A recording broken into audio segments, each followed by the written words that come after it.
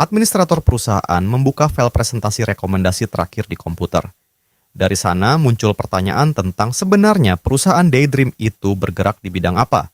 Seekor anak kucing dengan pakaian biru menjelaskan bahwa perusahaan tersebut menjual berbagai perawatan rambut rontok yang sangat efektif. Kemudian maskot lucu lainnya menambahkan bahwa fokus utama mereka sebenarnya lebih banyak pada produk kosmetik dan perawatan kulit. Namun, sebuah papan iklan bercahaya langsung menyela dengan keras dan menegaskan bahwa perusahaan itu melakukan jauh lebih banyak daripada sekadar itu. Mereka kemudian menjelaskan bahwa perusahaan menyediakan hampir semua jenis obat yang mungkin dibutuhkan seseorang. Dengan penuh kebanggaan mereka menggambarkan diri sebagai perusahaan farmasi ajaib yang mampu menciptakan obat-obatan luar biasa. Kedua maskot kecil itu lalu melambaikan tangan sebagai ucapan perpisahan sambil mengundang semua orang untuk mengunjungi perusahaan misterius tersebut. Pada saat yang sama, pembawa presentasi yang terus tersenyum mengangkat mikrofon dan mulai berbicara kepada seluruh peserta yang memenuhi auditorium. Ia mengumumkan bahwa semua orang yang hadir di sana merupakan kandidat terpilih. Mendengar hal itu, Kim Sol langsung menjadi serius karena ia mengenal nama perusahaan tersebut dengan sangat baik. Ia tahu bahwa perusahaan farmasi itu memiliki reputasi mampu menciptakan hampir apa saja. Pria di atas panggung terus menjelaskan bahwa hari itu, ia hanya mengumpulkan para pegawai baru terbaik. Namun, suasana langsung berubah ketika ia mengucapkan selamat kepada mereka karena telah berhasil bergabung dengan divisi eksplorasi. Di balik layar, divisi tersebut dikenal sebagai pasukan berani mati milik perusahaan.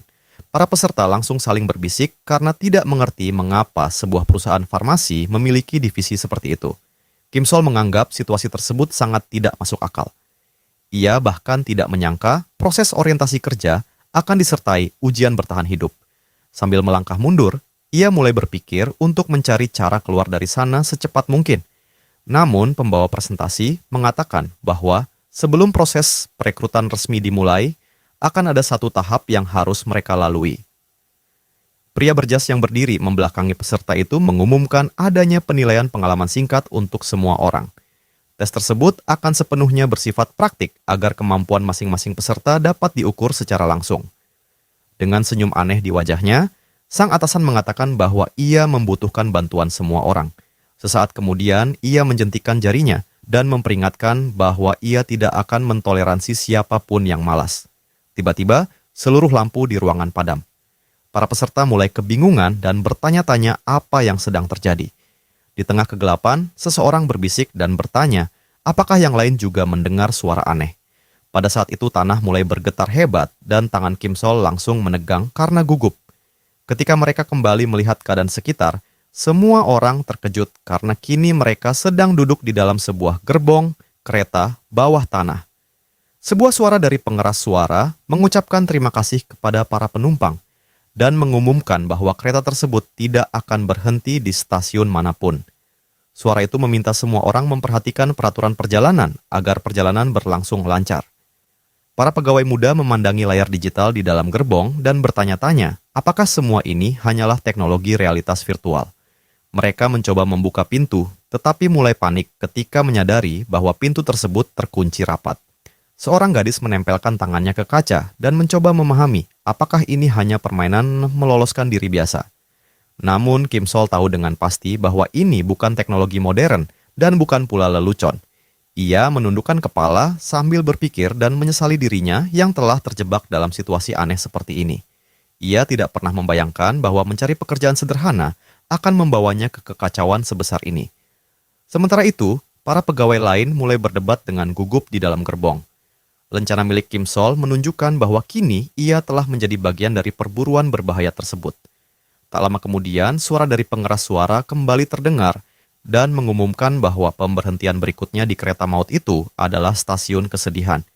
Saat itulah Kim Sol menyadari dengan ngeri bahwa dirinya benar-benar telah terjebak dalam kisah horor. Sebuah pesan di layar hitam bahkan menyambut mereka ke dalam sistem transportasi jurang maut. Dalam sebuah kisah, seorang gadis berjalan pulang di tengah hujan setelah seharian bekerja. Ia kelelahan dan hanya ingin segera tidur. Namun dalam perjalanan pulang, ia tanpa sadar tertidur sambil berjalan. Ketika membuka mata, gadis itu mendapati dirinya sudah berada di dalam gerbong kereta bawah tanah yang sangat aneh. Sekilas perjalanan tersebut tampak normal, tetapi suasana di dalamnya terasa tidak wajar. Saat melihat keluar jendela, gadis itu menyadari ada sesuatu yang salah. Pemandangan di luar dipenuhi gangguan aneh, seolah-olah realitas itu sendiri tidak stabil. Sementara itu, Kim Sol mengamati semuanya dalam diam dan segera memahami rencana gelap yang sedang dijalankan perusahaan. Menurutnya, tujuan pihak perusahaan adalah memanfaatkan legenda urban ini untuk menyingkirkan para pegawai baru. Pengeras suara kembali mengumumkan bahwa mereka telah tiba di stasiun kesedihan yang ditakuti banyak orang. Suara tersebut mempersilakan seluruh penumpang yang menuju stasiun kesedihan untuk turun. Pada saat yang sama, pintu mulai terbuka dan sebuah penghitung waktu selama 30 detik muncul di layar. Di luar, peron tampak kosong dan diselimuti kabut pekat yang menciptakan suasana menyeramkan. Sebuah papan nama memastikan bahwa tempat itu memang stasiun kesedihan. Karena itulah beberapa orang mulai berkomentar bahwa tempat tersebut sebenarnya terlihat normal dan mereka sebaiknya turun dari kereta. Namun Kim Sol tetap diam karena merasa semua ini akan berakhir buruk. Seorang pria yang terlihat percaya diri mengatakan bahwa selain namanya yang aneh, tidak ada hal mencurigakan di tempat itu. Namun pria lain menahan pintu dan memperingatkan bahwa keputusan terbaik adalah tetap berada di dalam gerbong. Kim Sol setuju dengan pendapat tersebut dan menunjukkan bahwa stasiun biasa tidak memiliki nama seperti itu.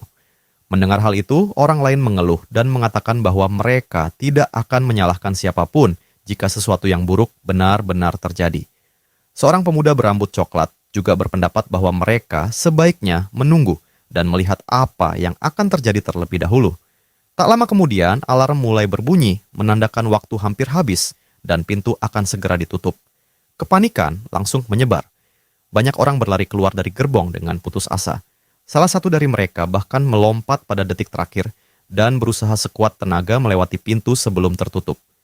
Ia berhasil keluar, tetapi segera menyadari bahwa beberapa rekannya masih terjebak di dalam kereta. Salah seorang penumpang yang tertinggal memukul pintu dengan marah karena tidak bisa keluar tepat waktu. Ia terus mengeluh dan menyalahkan orang lain karena membuatnya kehilangan kesempatan. Kim Sol memahami perasaan mereka karena ia tahu semua orang hanya ingin bertahan hidup. Namun tiba-tiba layar digital di dalam gerbong mulai mengalami gangguan dan menampilkan huruf-huruf merah yang mencurigakan. Di luar, dua pemuda yang berhasil turun berjalan di sepanjang peron kosong sambil membicarakan nasib orang-orang yang masih berada di dalam kereta. Pria yang sebelumnya sangat percaya diri mengatakan bahwa mereka seharusnya turun lebih awal karena menunggu hanya akan membawa masalah. Akan tetapi, tepat setelah ia mengatakan hal itu, cairan hitam menjijikan tiba-tiba menetes dari langit-langit dan jatuh langsung ke atas kepalanya. Pada saat itu, teman yang berada di sampingnya langsung terkejut dan tidak mengerti apa yang sedang terjadi ketika seluruh ruangan tiba-tiba berubah menjadi merah. Serangan itu datang dengan kecepatan yang mengerikan, begitu cepat hingga membuat pemuda itu tidak sempat bereaksi. Rasa takut yang luar biasa membuat tubuhnya membeku saat ia berusaha memahami apa sebenarnya yang sedang terjadi. Seorang pria berlari panik sambil berteriak bahwa sesuatu yang berbahaya sedang jatuh dari langit-langit stasiun. Cairan merah yang menyerupai lendir mulai mengalir ke segala arah, membuat korban malang itu menangis meminta pertolongan. Namun jeritannya hanya bergema di lorong yang gelap, menjadi pertanda bahwa situasi telah berubah menjadi bencana. Di dalam kereta, Kim Sol mendengar keributan itu, tetapi tetap tenang ketika orang-orang lain mulai panik. Dalam pikirannya, ia menganggap itulah nasib mereka yang memilih jawaban yang salah saat mengikuti tes perusahaan. Dengan demikian, masa percobaan bagi para karyawan baru dimulai dengan cara yang sangat menegangkan. Tidak lama kemudian, sebuah tanda misterius muncul di kaca jendela ketika kereta melaju semakin cepat menuju tujuan yang tidak diketahui. Kenyataannya, korporasi raksasa itu adalah organisasi yang mengendalikan berbagai legenda urban mengerikan. Para pegawainya dikirim langsung ke dalam kisah-kisah horor tersebut untuk menyelesaikan misi tertentu. Bahkan ujian masuk bagi para rekrutan baru pun dilaksanakan di dalam salah satu legenda kereta bawah tanah yang terkenal. Semua orang mulai berteriak dan saling bertanya apa yang harus mereka lakukan setelah menyaksikan seseorang terkena musibah.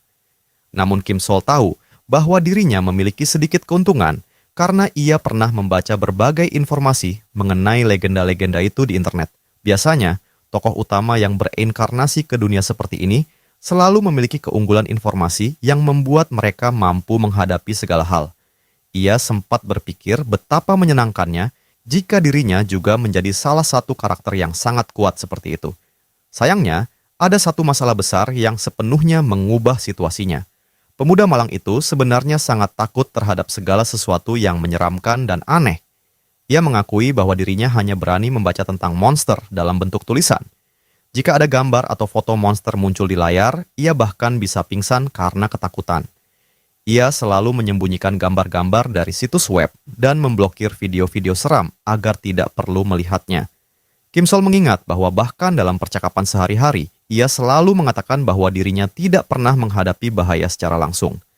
Karena kepanikan yang dimilikinya, ia bahkan tidak akan membuat pengecualian untuk karya-karya yang ia sukai sendiri. Teman-temannya pernah menggoda dirinya karena memutuskan hubungan dengan gadis yang disukainya hanya agar tidak perlu menonton film horor bersama. Kini ia berusaha mengingat kembali informasi yang pernah tertulis di halaman resmi mengenai tim yang sedang diikutinya. Ketika menyadari bahwa hanya ada 8 orang yang selamat di dalam gerbong kereta, ia langsung memahami bahwa dirinya berada dalam masalah besar. Sebuah suara misterius kemudian mengumumkan bahwa pemberhentian berikutnya di kereta bawah tanah kematian adalah stasiun kebencian. Duduk di bangku, pemuda itu berusaha tetap fokus sambil membayangkan ancaman seperti apa yang akan menunggunya. Ia menyandarkan tubuhnya ke kursi dan berharap seluruh siksaan ini segera berakhir. Namun pada saat itulah ia mendengar suara aneh dan melihat sesuatu yang lembut jatuh di dekatnya. Sebuah buku catatan kecil berkilau melayang di udara, seolah menjadi hadiah istimewa dari sebuah kotak hitam.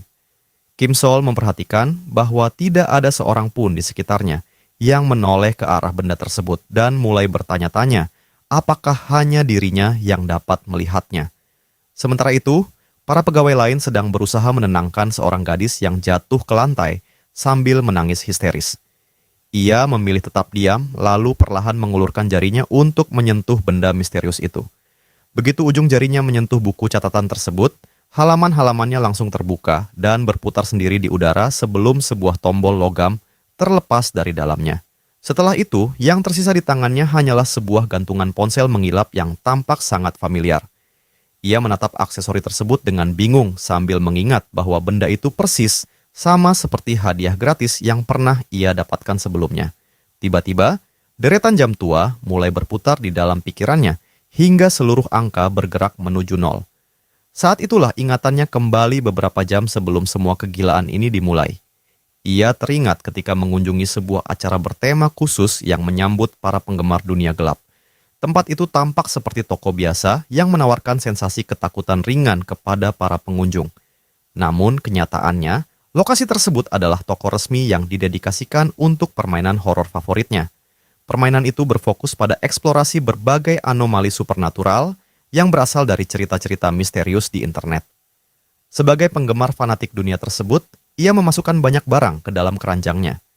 Ketika sedang mengantre di kasir, beberapa pelanggan lain bergosip dan mengira dirinya hanyalah seorang penukar uang atau kolektor biasa.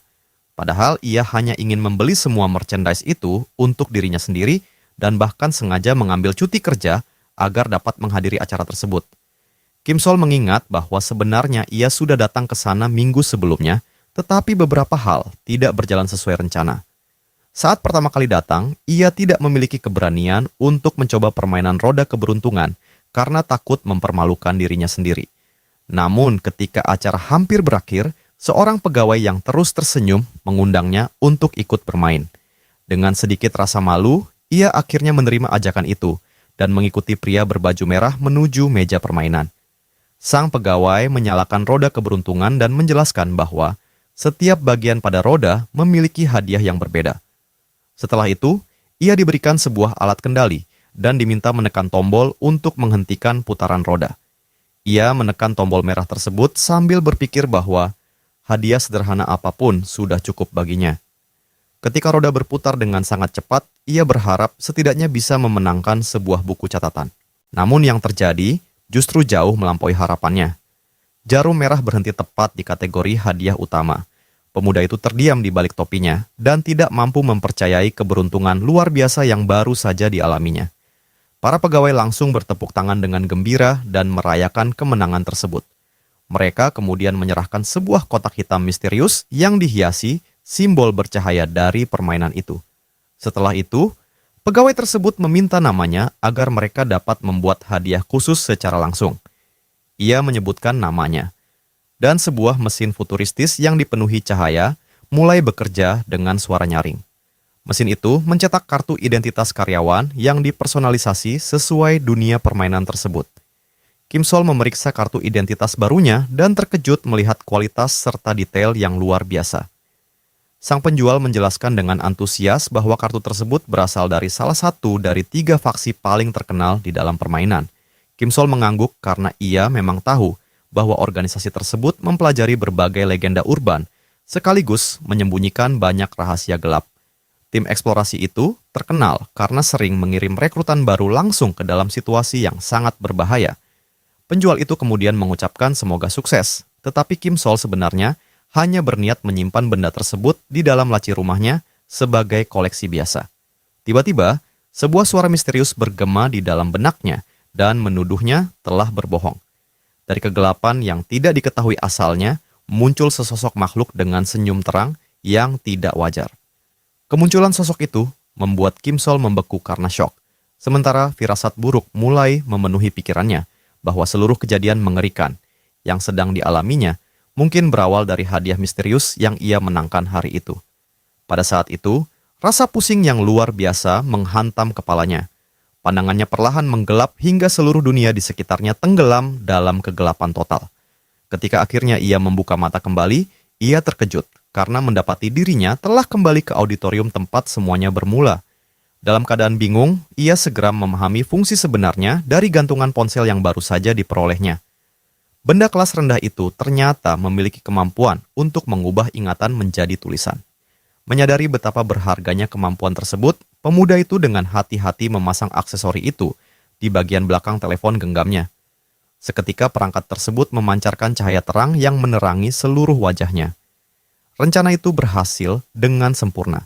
Informasi mengenai legenda yang sebelumnya hanya tersimpan samar di dalam kepalanya kini muncul dengan jelas di layar ponsel. Data yang sebelumnya sulit ia ingat kini tersusun rapi dalam bentuk teks yang dapat dibaca kapan saja. Dengan penuh harapan, ia segera menggeser layar dan mencari informasi yang dapat menyelamatkan nyawanya. Ia menelusuri berbagai catatan pelarian lama dengan sangat cepat, berusaha menemukan cara terbaik untuk keluar dari mimpi buruk tersebut. Setelah beberapa saat, ia akhirnya menemukan informasi yang dibutuhkan dan menghela napas lega. Tepat ketika itu, pengeras suara kembali berbunyi dan mengumumkan bahwa pemberhentian berikutnya dari kereta aneh tersebut adalah stasiun kebencian. Namun masalah terbesar bukanlah stasiun itu sendiri, melainkan bagaimana cara meyakinkan seluruh penumpang agar mempercayai rencananya. Di sudut gerbong, 2 gadis mengeluh putus asa karena telepon mereka sama sekali tidak menerima sinyal internet. Tidak jauh dari sana, beberapa penumpang lain berbicara dengan cemas mengenai arti nama stasiun yang baru saja diumumkan. Kim Sol tahu bahwa ia harus menyelamatkan sebanyak mungkin orang jika ingin meningkatkan peluang bertahan hidup.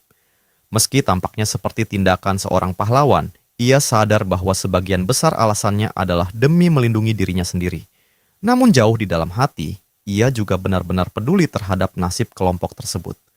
Keadaan menjadi lebih buruk karena aturan permainan tidak mengizinkannya melarikan diri begitu saja. Ia teringat berbagai catatan mengenai stasiun-stasiun lain yang pernah muncul dalam legenda ini. Beberapa di antaranya dipenuhi mata yang menatap dari segala arah, sesuatu yang pasti membuatnya pingsan karena ketakutan. Ada pula stasiun yang tenggelam dalam kegelapan mutlak atau dikuasai monster mengerikan yang membalikkan seluruh ruang di dalamnya. Jika harus berjalan sendirian menghadapi tempat-tempat seperti itu, kemungkinan dirinya pingsan karena takut mencapai 90%. Meski begitu, ia memaksa dirinya mengumpulkan keberanian dan mengambil langkah pertama untuk menjalankan rencananya. Kim Sol berdiri di tengah gerbong kereta. Ia tahu bahwa untuk membuat semua orang turun di tempat yang tepat, dirinya harus terlebih dahulu mendapatkan kepercayaan mereka. Karena itu, ia berusaha bersikap tenang dan tidak terlihat seperti orang gila yang tiba-tiba memberi perintah. Strateginya sederhana. Ia hanya perlu meyakinkan 1 atau 2 orang terlebih dahulu, lalu membiarkan yang lain mengikuti arus. Namun ketika ia mulai bergerak, tubuhnya mendadak membeku. Senyum tipis muncul di wajahnya ketika ia menyadari bahwa situasi ini benar-benar terasa seperti kisah horor yang pernah dibacanya. Ia lalu mengarahkan perhatiannya kepada seorang yang sedang memandangi telepon genggamnya. Gadis itu langsung terkejut ketika mendapati Kim Sol duduk begitu dekat. Kim Sol duduk di sampingnya dan memulai percakapan dengan bertanya, apakah ia pernah mendengar cerita-cerita horor urban. Gadis itu menjelaskan bahwa sesekali ia menonton video semacam itu, dan sekarang semua yang terjadi mengingatkannya pada cerita-cerita tersebut. Seorang rekan lain yang berada di dekat mereka langsung tertarik dan ikut mendengarkan percakapan. Gadis berambut coklat itu mencoba menyusun pikirannya sambil mengingat bagaimana auditorium berubah menjadi gerbong kereta. Ia mengingat lendir merah mengerikan yang turun dari langit-langit dan menyerang seseorang. Tubuhnya gemetar saat mengingat nasib buruk laki-laki yang menjadi korban pertama. Dengan wajah pucat, ia meminta maaf karena tidak mampu mengendalikan rasa gugupnya. Sementara itu, Kim Sol diam-diam menganalisis situasi. Ia berpura-pura setuju bahwa semua kejadian ini terasa tidak masuk akal dan sulit dipercaya.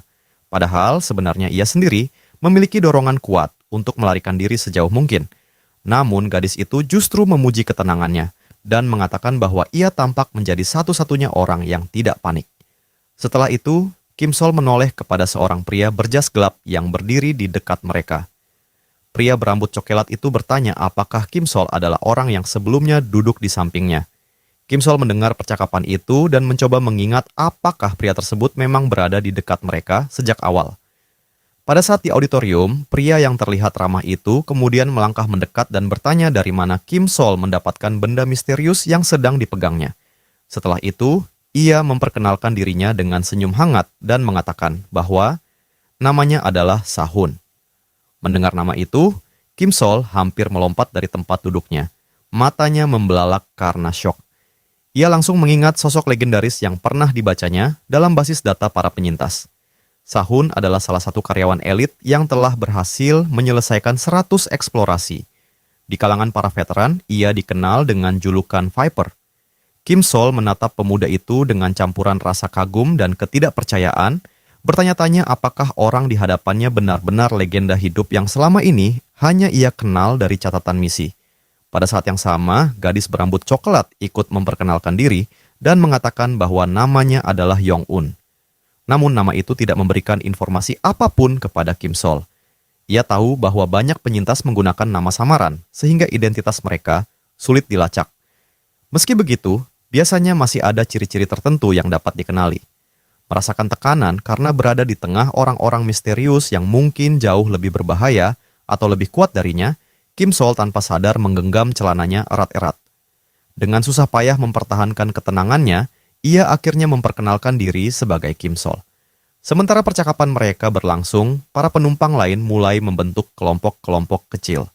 Beberapa orang bahkan mencoba berpindah ke gerbong lain. Namun Kim Sol tahu bahwa berpindah gerbong merupakan tindakan yang dilarang. Tiba-tiba pengeras suara mengeluarkan suara berderak dan mengumumkan bahwa pemberhentian berikutnya adalah stasiun ekstasi. Banyak penumpang langsung menganggap nama itu terdengar aman dan bersahabat. Akan tetapi, Kim Sol mengetahui bahwa itu hanyalah jebakan yang berbahaya. Ia mengingat kembali berbagai catatan yang tersimpan di ponselnya.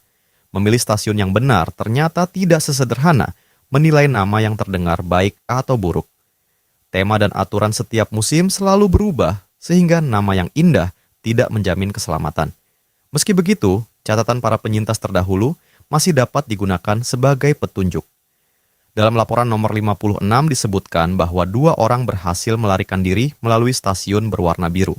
Sebaliknya, berbagai stasiun yang menggunakan nama bagian tubuh manusia hampir selalu berakhir dengan bencana. Catatan lain menunjukkan bahwa para penumpang yang turun di sana mengalami nasib yang sangat buruk. Ada pula laporan mengenai beberapa stasiun yang menggunakan nama tahun tertentu. Salah satu dokumen menunjukkan bahwa memilih pemberhentian tahun 2026 berakhir dengan kegagalan total. Dari berbagai data tersebut, Kim Sol menyimpulkan bahwa lokasi yang dinamai berdasarkan penjahat atau peristiwa tertentu seringkali menyegel para korban di dalam legenda mengerikan tanpa jalan keluar. Ia juga menemukan laporan yang menyebutkan bahwa 12 orang pernah berhasil melarikan diri dari salah satu area yang tampak biasa saja. Fakta itu membuktikan bahwa nama yang ramah tidak memiliki arti apapun. Ketika para penumpang melihat keluar jendela, mereka menemukan peron yang tampak sangat bersih dan indah, bahkan menyerupai sebuah kota modern yang damai. Namun Kim Sol justru merasa semakin putus asa. Ia tahu bahwa menjaga sebanyak mungkin orang tetap hidup adalah satu-satunya cara untuk mempertahankan kewarasannya di tempat ini. Saat pintu kereta mulai bersiap terbuka, Kim Sol tiba-tiba mengulurkan tangannya dan menghalangi jalan rekan-rekannya. Dengan gerakan cepat, ia berdiri di depan kelompok tersebut dan memerintahkan mereka untuk menunggu. Pada saat itu, seorang gadis menatap Kim Sol dengan wajah penuh kebingungan dan bertanya apakah ia benar-benar yakin bahwa tempat itu tidak aman. Dengan nada tenang, Kim Sol menjelaskan bahwa siapapun yang masih memiliki akal sehat pasti akan menganggap situasi mereka seperti sebuah kisah horor. Ia kemudian mengajukan pertanyaan sederhana kepada semua orang. Dalam film horor, apakah orang-orang yang bertindak tanpa berpikir biasanya berakhir dengan selamat? Ia menatap para penumpang satu persatu dan bertanya, apakah mereka benar-benar bersedia mempertaruhkan nyawa mereka hanya berdasarkan tebakan. Namun seorang gadis lain yang mulai kesal langsung membalas dengan nada tajam. Menurutnya, Kim Sol hanya terus mengeluh tanpa memberikan bukti nyata. Ia menyuruh pemuda itu menyingkir dari jalan dan bertanya apakah semua ini hanya permainan tebak-tebakan. Kim Sol mengangguk perlahan dan menjawab bahwa memang benar ini semacam permainan teka-teki. Bedanya, ia sudah menemukan petunjuknya. Sambil mengangkat jari telunjuk, ia menyatakan dengan penuh keyakinan bahwa jawabannya tersembunyi di dalam pengumuman yang terus diputar oleh pengeras suara. Semua orang langsung terkejut ketika ia mengatakan bahwa suara misterius itu sebenarnya tidak berbohong. Sejak awal, pengumuman tersebut selalu memerintahkan para penumpang untuk memperhatikan setiap instruksi dengan saksama. Menurut Kim Sol, suara itu terus menekankan bahwa aturan harus dipatuhi apapun yang terjadi. Kemudian ia menunjuk ke arah layar informasi yang baru saja menampilkan pesan terbaru. Pengumuman itu secara jelas menyatakan bahwa penumpang yang ditakdirkan menuju stasiun ekstasi harus turun di sana. Kalimat itu membuat para penumpang saling berpandangan, bertanya-tanya apakah tempat tersebut memang tujuan mereka yang sebenarnya. Seorang wanita muda berkomentar bahwa kata ekstasi terdengar menyenangkan dan penuh kebahagiaan. Ia menyarankan agar mereka turun saja dan mengambil kesempatan tersebut. Namun Kim Sol segera bertanya dengan tegas, apakah mereka benar-benar yakin bahwa itu adalah tujuan akhir yang aman. Wanita itu mulai kehilangan kesabaran dan berteriak marah. Ia menuntut jawaban apakah Kim Sol bersedia bertanggung jawab jika seluruh kelompok kehilangan kesempatan untuk selamat. Yang mengejutkan semua orang, Kim Sol menjawab tanpa ragu bahwa ia memang akan memikul tanggung jawab tersebut. Tepat pada saat itu, pintu otomatis mulai tertutup kembali. Kim Sol menegaskan bahwa ia akan menemukan cara untuk menyelamatkan kelompok itu. Dalam hati, ia merasa sedikit lega karena sekarang tidak ada lagi yang bisa menyalahkannya karena mencegah mereka turun. Namun beberapa detik kemudian, seorang pemuda berteriak sambil menunjuk keluar jendela. Gerbong lain ternyata telah membuka pintunya lebih dulu dan sebagian penumpang sudah berlarian menuju peron yang bercahaya terang. Orang-orang di dalam kereta menatap cemas dan bertanya-tanya apakah rekan-rekan mereka akan baik-baik saja. Sayangnya, tidak ada yang dapat melakukan apapun selain menyaksikan. Kim Sol memperhatikan para penumpang yang berlari keluar dengan wajah penuh harapan.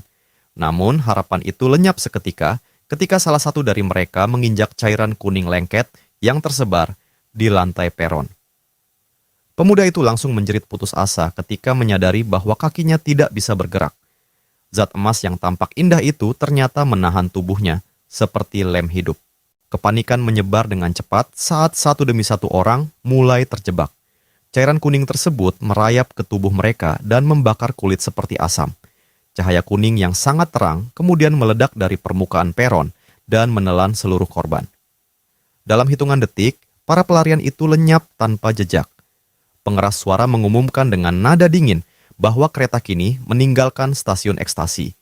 Para penyintas yang masih berada di dalam gerbong menempelkan wajah mereka ke kaca sambil menatap ngeri ke arah luar.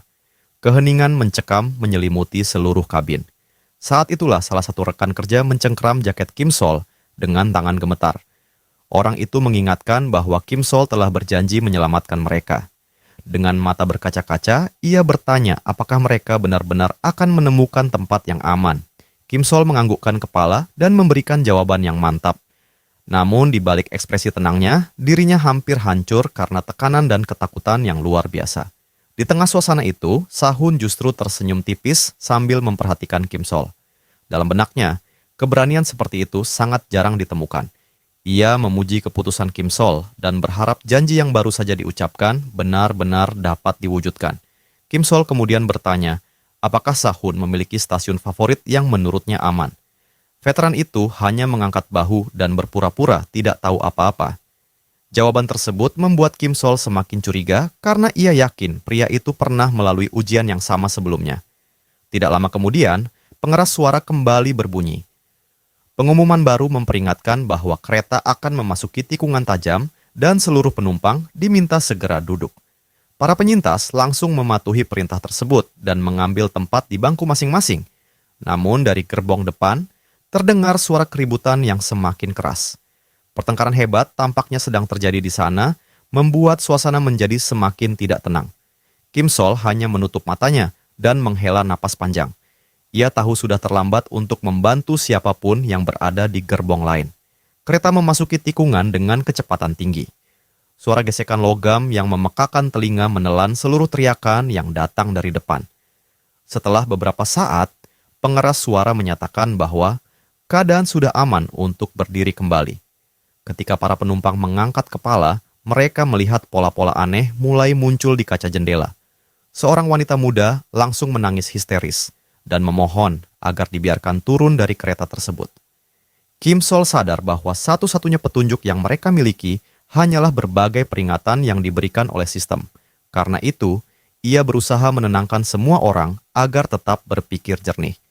Namun sebelum ketegangan mereda, alarm lain tiba-tiba berbunyi. Suaranya membuat seluruh penyintas tersentak. Dengan nada yang sangat tenang, pengeras suara mengumumkan bahwa terdapat barang hilang yang harus dikembalikan kepada pemiliknya. Kim Sol langsung mengenali situasi itu. Dalam catatan para penyintas, aturan tersebut dikenal sebagai salah satu metode pelarian khusus. Jika syaratnya terpenuhi, seseorang dapat meninggalkan kereta dengan aman. Setelah itu, deskripsi benda tersebut mulai disebutkan secara rinci. Barang yang hilang adalah mata kanan milik seorang pria dewasa berusia 20 tahun dengan golongan darah A. Pengumuman itu diulang beberapa kali dengan nada datar dan menyeramkan. Orang yang memiliki benda tersebut diminta menyerahkannya pada pemberhentian berikutnya. Kim Sol langsung teringat pada salah satu catatan lama yang pernah dibacanya. Dalam sejarah kelangsungan hidup para penumpang, kasus ini memang pernah terjadi.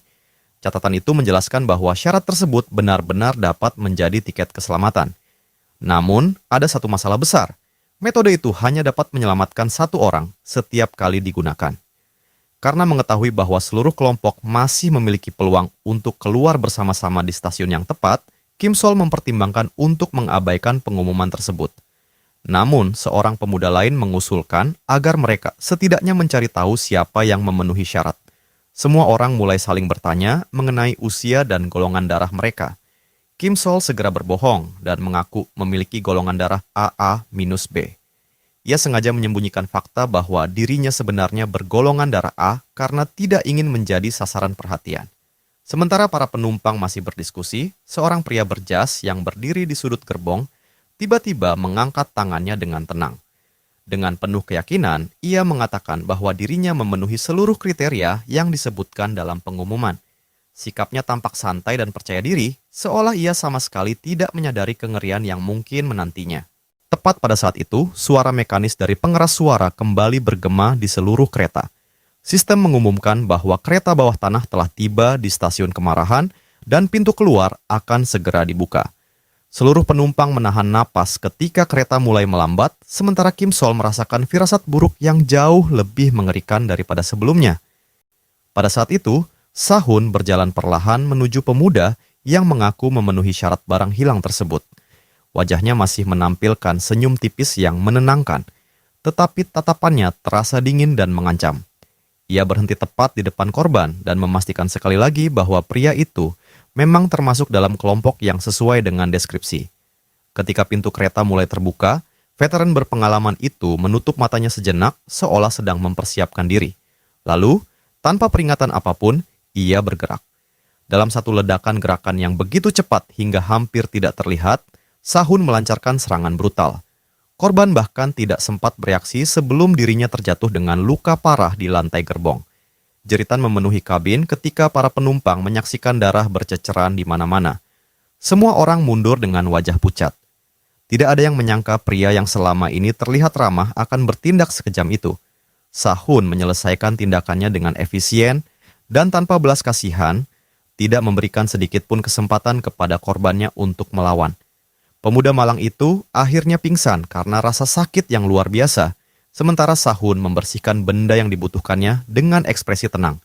Teriakan ketakutan bergema di seluruh gerbong. Beberapa orang bahkan tidak mampu memandang ke arah kejadian itu, namun Sahun hanya tersenyum semakin lebar. Dengan nada mengejek, ia bertanya mengapa mereka semua masih ragu-ragu. Menurutnya, aturan sudah dijelaskan dengan sangat jelas. Menyerahkan barang yang diminta berarti memperoleh keselamatan. Ia bahkan mencemooh para penumpang lain karena dianggap terlalu pengecut untuk mengambil tindakan sendiri dan hanya bergantung pada keputusan orang lain. Yong-un gemetar hebat saat menyaksikan pemandangan tersebut. Sementara itu, Kim Sol akhirnya memahami alasan pria itu dijuluki Viper. Selama ini ia sempat berharap Sahun hanyalah seorang veteran yang keras, tetapi tetap memiliki hati nurani. Namun kenyataan yang ada di hadapannya menghancurkan harapan itu. Sosok yang berdiri di sana sama persis dengan cerita yang beredar di forum-forum penyintas. Dingin, rasional, kejam. Daripada mengorbankan dirinya sendiri, ia memilih mengorbankan orang lain demi memperoleh tiket keselamatan. Namun Kim Sol mengetahui sesuatu yang tidak diketahui oleh sebagian besar penumpang. Dengan cepat, ia berjongkok dan mulai mencari sesuatu di bawah bangku kereta. Ingatannya mengatakan bahwa pernah ada catatan mengenai kejadian seperti ini. Tangannya meraba celah-celah kisi logam di bawah kursi hingga akhirnya menyentuh benda keras yang tersembunyi jauh di dalam. Dengan hati-hati, ia menarik benda tersebut keluar. Di tangannya kini terdapat sebuah tabung kaca kecil yang tersegel rapat. Kim Sol mengangkat benda itu dan memperlihatkannya kepada semua orang. Di dalam cairan bening yang mengisi tabung tersebut tampak sebuah sampel biologis yang bersinar samar dengan cahaya misterius. Ia segera menyadari bahwa benda itulah yang sebenarnya dicari oleh sistem. Barang-barang yang diumumkan oleh pengeras suara ternyata memang tersembunyi di berbagai sudut kereta seperti harta karun. Dengan kata lain, tindakan brutal Sahun sebenarnya tidak diperlukan sama sekali. Tatapan Sahun langsung berubah ketika melihat tabung itu dari kejauhan. Untuk pertama kalinya, mata veteran tersebut melebar karena terkejut. Ia menyadari bahwa Kim Sol telah menemukan rahasia penting yang selama ini tersembunyi dalam aturan permainan. Sebelum siapapun sempat berbicara, pengeras suara kembali berbunyi dan meminta seluruh penumpang menunggu sejenak. Kemudian suara mekanis itu mengumumkan bahwa petugas lokal akan membantu proses pengembalian barang. Seketika beberapa jarum aneh muncul entah dari mana. Sahun langsung tersentak ketika benda-benda itu menusuk tubuhnya. Ia menjerit kesakitan sebelum akhirnya tubuhnya membeku karena syok. Pengumuman itu kemudian menyatakan bahwa barang yang diminta telah berhasil dipindahkan kepada pihak yang berwenang. Para penumpang saling memandang dengan ngeri sambil membicarakan jeritan mengerikan yang baru saja mereka dengar. Dalam suasana tegang itu, Kim Sol memperhatikan kondisi korban dan bertanya apakah Yong-un memiliki latar belakang medis. Ia kemudian menjelaskan bahwa dirinya pernah belajar kedokteran di universitas, tetapi berhenti di tengah jalan dan berpindah jurusan. Saat percakapan mereka berlangsung, kereta perlahan memasuki pemberhentian berikutnya. Nama yang muncul pada papan digital adalah Stasiun Kebencian. Semua orang secara tidak sadar menoleh ke arah Kim Sol. Yong-un mendekatinya dengan ekspresi bersalah dan bertanya apakah dirinya merasa tertekan, karena semua orang mulai menggantungkan harapan kepadanya. Dalam hati, Kim Sol meminta maaf kepada mereka semua karena sadar bahwa sebagian besar tindakannya dilakukan demi menjaga keselamatannya sendiri. Namun, sebelum ia sempat menjawab, Yong-un mengungkapkan sesuatu yang telah lama dipikirkannya. Dengan tenang, ia berkata bahwa dirinya terus memikirkan arti tujuan akhir yang sebenarnya. Menurutnya, bukankah takdir akhir setiap manusia pada akhirnya adalah kematian? Pertanyaan itu membuat Kim Sol terdiam cukup lama. Semakin dipikirkan, semakin masuk akal pendapat tersebut. Yong-un mengaku bahwa ia sebenarnya ingin mengusulkan ide itu ketika stasiun ekstasi muncul sebelumnya, tetapi takut terdengar terlalu menyeramkan. Kim Sol tersenyum tipis dan memuji pemikirannya dengan tulus. Ia mengatakan bahwa pendapat tersebut sangat berharga. Yong-un tampak terkejut menerima pujian itu, sementara Kim Sol mulai menghubungkan berbagai petunjuk yang telah dikumpulkannya. Perlahan-lahan, misteri di balik aturan permainan mulai tersusun menjadi gambaran yang jelas. Ia memperhatikan papan informasi yang kini menampilkan nama Stasiun Perdamaian. Menurutnya, tema yang digunakan oleh permainan ini sebenarnya cukup sederhana. Semua petunjuk selalu berkaitan dengan makna dasar dari kata yang muncul. Ia mengingat bagaimana aturan keselamatan selalu melindungi mereka yang mematuhinya. Ia juga mengingat para penumpang yang mati karena salah menafsirkan arti suatu stasiun. Dari berbagai contoh yang pernah dibacanya, Kim Sol sampai pada sebuah kesimpulan penting. Tujuan yang benar bukanlah sesuatu yang dimiliki para penumpang. Sebaliknya, tujuan itu adalah sesuatu yang tidak mereka miliki. Ia mengingat catatan tentang kelompok yang berhasil selamat karena tidak memiliki benda berwarna biru. Ia juga mengingat kasus stasiun pembunuh, tempat sebagian besar penyintas berhasil lolos karena tidak seorang pun di antara mereka merupakan penjahat. Karena tema perjalanan kali ini berkaitan dengan emosi, maka jawaban yang dicari kemungkinan adalah perasaan yang sedang tidak dimiliki oleh kelompok tersebut. Tepat ketika alarm berbunyi dan kereta mengumumkan kedatangannya di stasiun Perdamaian, Kim Sol akhirnya berdiri. Dengan langkah mantap, ia menyatakan bahwa inilah pemberhentian yang harus mereka pilih. Senyum percaya diri menghiasi wajahnya saat ia meyakinkan semua orang bahwa keselamatan mereka berada di luar sana. Menurut analisanya, kemarahan dan kesedihan adalah emosi yang umum dirasakan oleh para pekerja. Namun dalam situasi penuh teror seperti sekarang, hampir tidak mungkin menemukan seseorang yang benar-benar merasa damai. Itulah sebabnya stasiun perdamaian menjadi jawaban yang paling masuk akal. Papan digital kemudian menampilkan tulisan besar yang mengonfirmasi kedatangan mereka di stasiun perdamaian dan ketenangan. Berdasarkan definisinya, perdamaian berarti keadaan bebas dari kecemasan dan kekhawatiran. Jelas, tidak ada manusia normal yang mampu mencapai kondisi seperti itu di tengah mimpi buruk yang mereka alami. Tanpa ragu, Kim Sol mengulurkan tangannya kepada korban yang terluka dan membantu pemuda itu berdiri. Korban tersebut mengucapkan terima kasih dengan penuh rasa syukur. Melihat itu, anggota kelompok lain mulai mengikuti Kim Sol, keluar dari gerbong. Ia memimpin rombongan menuju peron dengan kesadaran bahwa setelah langkah ini diambil, tidak akan ada kesempatan untuk kembali. Namun, begitu mereka keluar, rasa takut kembali menyelimuti seluruh kelompok. Dinding-dinding stasiun dipenuhi tanda hitam, menyeramkan yang terlihat jauh lebih mengerikan daripada apapun yang mereka lihat sebelumnya. Beberapa orang langsung panik dan bertanya, apakah tempat mengerikan seperti ini benar-benar bisa menjadi jalan menuju keselamatan? Di balik ekspresi tenangnya, tangan Kim Sol gemetar hebat. Bahkan dirinya sendiri memiliki dorongan kuat untuk berbalik dan kembali ke kereta. Namun sebelum ketakutan itu menyebar lebih jauh, Yong-un tiba-tiba mengangkat tangannya dan berteriak kepada semua orang. Yong-un mengatakan bahwa inilah jalan yang benar. Menurutnya, Kim Sol adalah satu-satunya orang yang sejak awal menunjukkan keyakinan dan tetap berpikir jernih. Ia mengingat bagaimana beberapa orang mencoba menyelamatkan diri dengan cara-cara kejam. Sementara Kim Sol justru berusaha membantu orang lain. Jika harus mempercayai seseorang, ia lebih memilih mempercayai orang yang baik daripada orang yang kuat.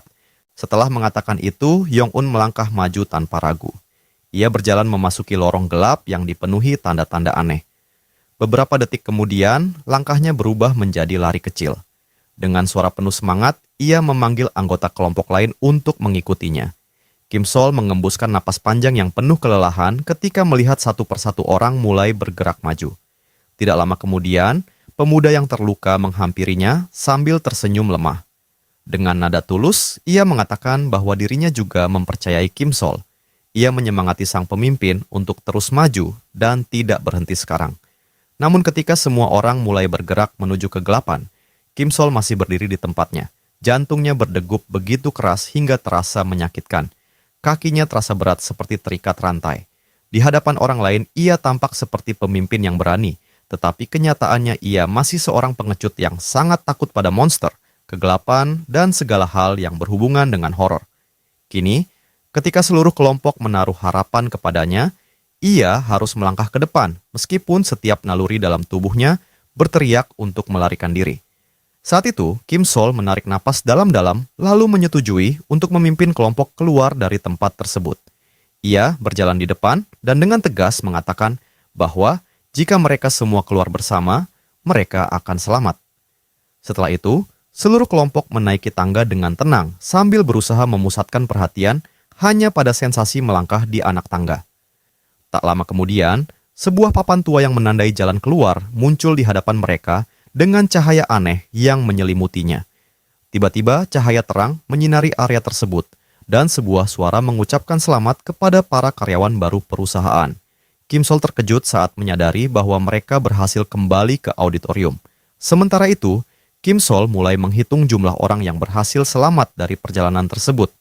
Ia terus menunjuk dan menghitung satu persatu dengan rasa lega yang semakin besar. Gadis berambut coklat tampak merayakan dengan gembira ketika melihat lebih banyak anggota kelompok berhasil kembali. Setelah jumlahnya dipastikan, semua orang merasakan kelegaan karena 8 orang berhasil keluar dari kereta bawah tanah dalam keadaan hidup. Pembawa acara yang selalu tersenyum kemudian berteriak melalui mikrofon bahwa total ada 22 orang yang berhasil lulus ujian. Ia memuji mereka sebagai kelompok elit, meskipun mengakui bahwa tingkat kesulitan ujian mungkin tidak terlalu tinggi. Namun tidak ada yang memberikan reaksi berarti. Karena itu, ia memutuskan untuk memilih peserta terbaik di antara para penyintas. Tiba-tiba, sorotan lampu mengarah langsung kepada Kim Sol dan pembawa acara mengucapkan selamat atas penampilannya. Kim Sol berdiri dengan sedikit tegang ketika pria berjas itu memuji keputusannya yang cepat di tengah situasi gila tersebut. Sebagai hadiah dari perusahaan, pria berjas itu menyerahkan sebuah tas kepada Kim Sol, tetapi pemuda itu tidak terlalu menyukainya. Saat menggenggam pegangan tas tersebut, ia merasakan berat yang aneh dari benda di dalamnya. Pembawa acara berbisik pada Kim Sol untuk melihat isi tas itu dengan lebih jelas. Pembawa acara kemudian tersenyum, lalu langsung memanggil penyintas berikutnya. Membuat rasa penasaran pemuda itu semakin besar. Upacara terus berlanjut sementara para karyawan baru yang berhasil lolos dari jalur kematian satu persatu dipanggil ke depan. Pria yang terluka memeluk tas hadiahnya dengan senyum lelah sambil menunggu acara selesai. Kim Sol menyimpulkan bahwa para penyintas lain kemungkinan menghabiskan waktu lebih lama di kereta yang berbeda. Ia juga melirik sahun dan berpikir bahwa orang itu mungkin harus segera pergi ke rumah sakit setelah acara berakhir. Setelah semua hadiah dibagikan, pembawa acara bertanya, apakah semua orang sudah menerima hadiah mereka? Ia kemudian mengumumkan bahwa mereka resmi diterima bekerja. Sebuah spanduk raksasa muncul dan menegaskan bahwa kelompok tersebut kini menjadi bagian resmi dari tim eksplorasi. Konfeti pun berjatuhan ke arah penonton sementara pria di atas panggung mengucapkan terima kasih kepada semua orang. Namun suasana perayaan itu tiba-tiba terhenti ketika pembawa acara menyela dan mengatakan bahwa tidak semua orang yang hadir benar-benar berusaha selama ujian berlangsung. Dengan senyum aneh, ia menyatakan bahwa keadilan harus ditegakkan dan mereka yang malas akan menerima hukuman. Tiba-tiba, lendir berwarna-warni yang aneh muncul dan menelan tubuh beberapa orang yang sedang duduk di kursi. Kim Sol hanya bisa menyaksikan dengan putus asa ketika zat mengerikan itu bergerak mendekatinya. Monster berbentuk lendir tersebut melelehkan orang-orang yang dianggap tidak mampu hingga jumlah anggota tim berkurang menjadi 13 orang. Seorang gadis menangis ketakutan, sementara rekan di sebelah Kim Sol menatap kursi-kursi kosong dengan ngeri karena orang-orang yang duduk di sana telah menghilang tanpa jejak. Yang tersisa hanyalah pakaian yang meleleh di atas kursi, menjadi bukti bahwa perusahaan benar-benar menyingkirkan mereka yang lemah. Salah seorang penyintas kemudian mengangkat tangannya yang gemetar dan memohon agar diizinkan mengundurkan diri dari pekerjaan itu.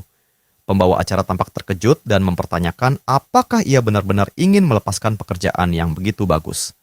Gadis itu bertanya apakah ia akan diizinkan pergi dengan selamat jika menerima tawaran tersebut. Pembawa acara menjamin bahwa tidak akan ada hukuman apapun. Meski begitu, pembawa acara tetap tersenyum aneh dan mengatakan bahwa ia mungkin akan berubah pikiran setelah melihat keuntungan yang akan didapat. Kim Sol memperhatikan dengan diam ketika perusahaan bersiap memperlihatkan hadiah utama mereka. Sebuah gambar ramuan bercahaya yang misterius muncul di layar besar. Pria di atas panggung menjelaskan bahwa perusahaan farmasi mereka memiliki teknologi terbaik. Setelah menjentikan jarinya, ia mengatakan bahwa mereka akan diperlihatkan produk nomor satu yang melampaui segalanya. Ramuan berkilau itu ternyata merupakan cairan luar biasa yang mampu mengabulkan keinginan. Untuk membuktikan ucapannya, pembawa acara memutuskan melakukan demonstrasi langsung. Ia membuka sumbat botol dan cahaya kuat segera memancar dari dalam ramuan tersebut. Semua yang hadir mulai berbisik satu sama lain karena meragukan benda itu dan bertanya-tanya keinginan seperti apa yang bisa diwujudkannya. Sesaat kemudian, kabut bercahaya menyebar ke seluruh ruangan dan menutupi pandangan semua orang. Pembawa acara tersenyum lebar sambil menunjukkan rambutnya, lalu menjelaskan bahwa ramuan misterius itu bahkan memiliki kemampuan untuk memutar kembali waktu. Ia juga mengatakan bahwa tim investigasi lapangan selalu mendapatkan hadiah terbaik. Setelah itu, ia mengungkapkan bahwa 10 karyawan tercepat yang berhasil memperoleh botol tersebut berasal dari tim itu. Kim Sol memahami bahwa sebagian besar ucapan tersebut hanyalah cara untuk menarik minat para karyawan baru. Dalam pikirannya, jumlah korban di tim itu mungkin jauh lebih banyak daripada jumlah pemenang yang berhasil memperoleh hadiah tersebut.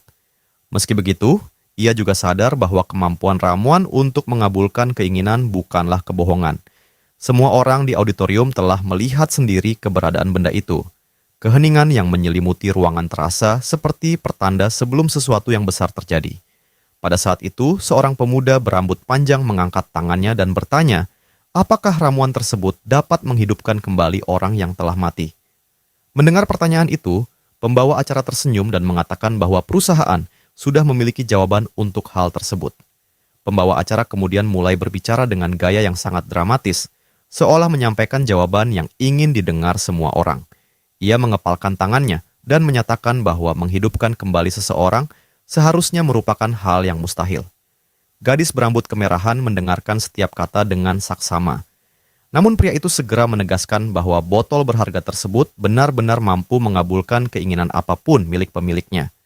Tak lama kemudian, pintu hitam besar auditorium terbuka dan memperlihatkan cahaya putih yang sangat terang.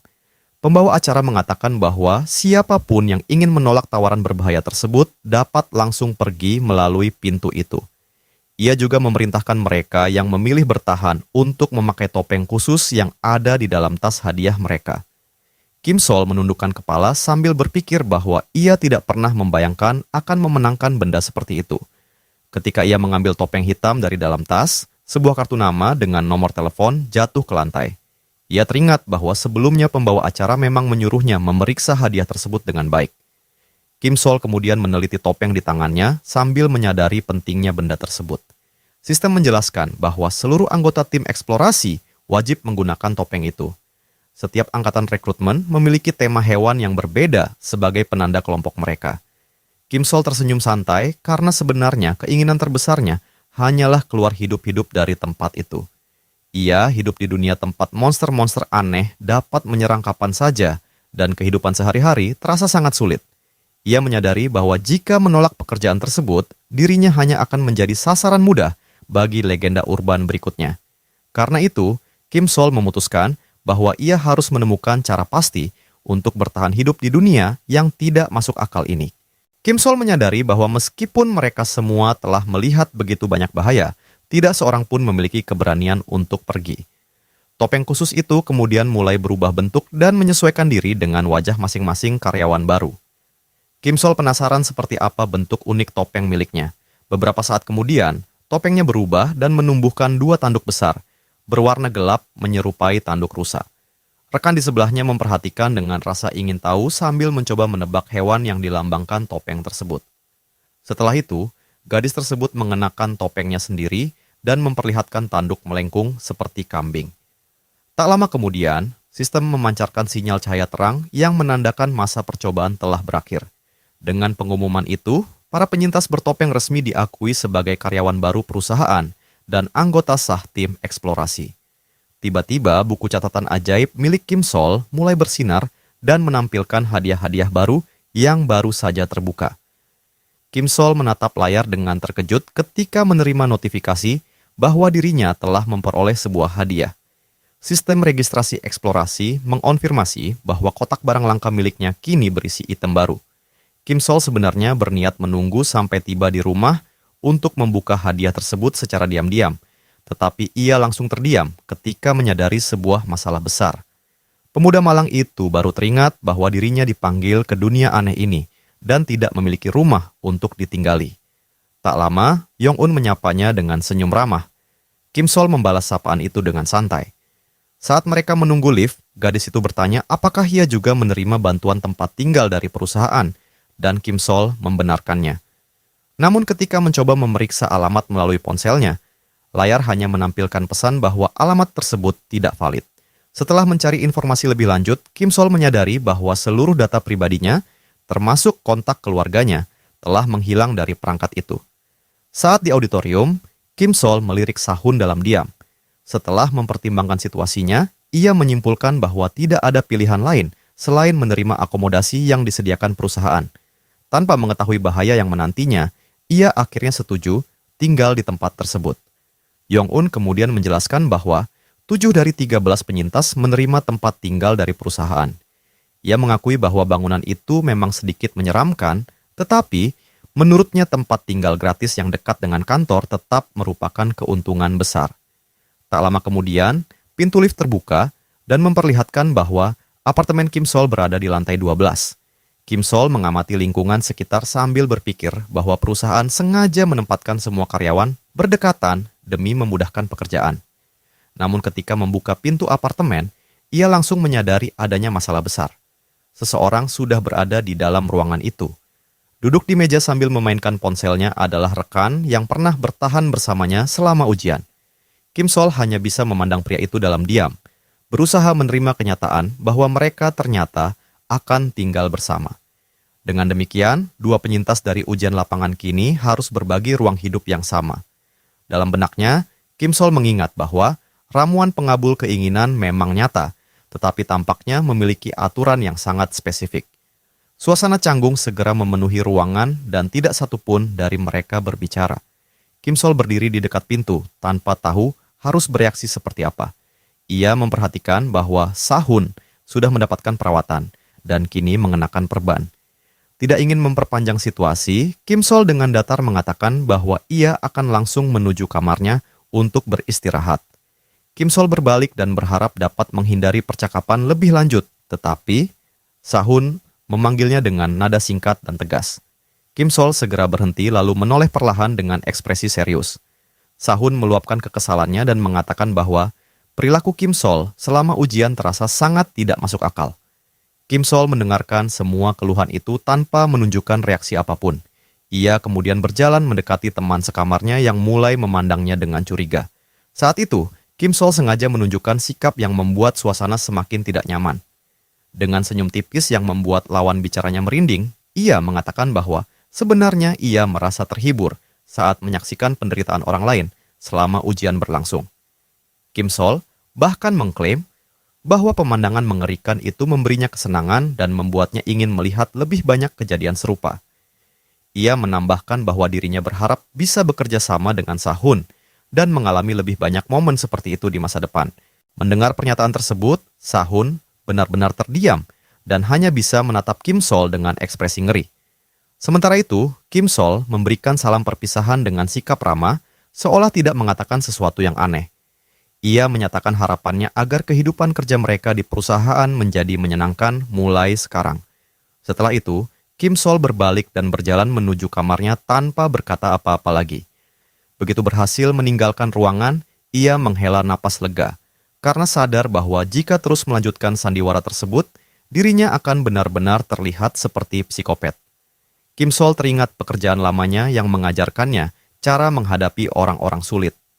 Menurut penilaiannya, Sahun adalah tipe orang yang memiliki kompleks superioritas dan cenderung menciptakan versinya sendiri tentang kenyataan. Karena itu, Kim Sol memilih menggertak demi melindungi dirinya sendiri. Semua ucapan tentang menikmati penderitaan orang lain hanyalah kebohongan yang sengaja ia buat agar lawannya berpikir dua kali sebelum mencoba mengganggunya. Saat memasuki kamar, Kim Sol kembali dibuat terkejut. Ruangan itu ternyata sudah dilengkapi seluruh perabot yang diperlukan. Kamar tersebut memiliki kamar mandi pribadi dan bahkan layanan kebersihan mingguan dengan biaya yang sangat murah. Di atas meja, ia menemukan beberapa hadiah gratis serta berbagai paket makanan ringan. Kim Sol tersenyum melihat semua fasilitas itu dan mulai berpikir bahwa perusahaan sengaja memberikan begitu banyak keuntungan agar para karyawan tidak mudah mengundurkan diri. Saat itu, Kim Sol melihat sebuah buku harian kecil berwarna hitam yang tergeletak di atas furnitur kamar dan memutuskan untuk memeriksanya. Namun ketika membuka halamannya, ia menemukan peringatan aneh yang ditulis dengan tinta merah. Pesan tersebut menyuruhnya untuk segera melarikan diri. Kim Sol hanya mengabaikan peringatan mengerikan itu karena merasa dirinya sudah terlanjur terjebak terlalu jauh untuk bisa mundur. Setelah itu, ia berbaring di tempat tidur yang nyaman dan akhirnya memutuskan untuk membuka hadiah yang diperolehnya.